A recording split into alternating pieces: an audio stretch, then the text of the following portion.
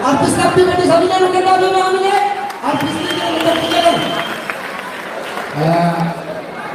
mau dikesano akan mengikuti dalam waktu kepikiran ini kita sudah terjadi di Afosha, Amasuta, Raja, Namanupa, Amakati, OMN negara akan terjadi orang itu sekali meja mata kehinga di jepang ini yang akan wakas kita paksa yang kami juga karena kami amma tum sabar bada mari esimale tum sakit samale amma adide ini satu barat tolong apa kurang karena kami amma akka Afosha bisa tahu akka tu bisa tahu akka wanda kuno gama sana kiru gama sana timuftani wani dikubar bandung desa yumbo dari jalan tadi akka kawasan tior mengabar farmaduftan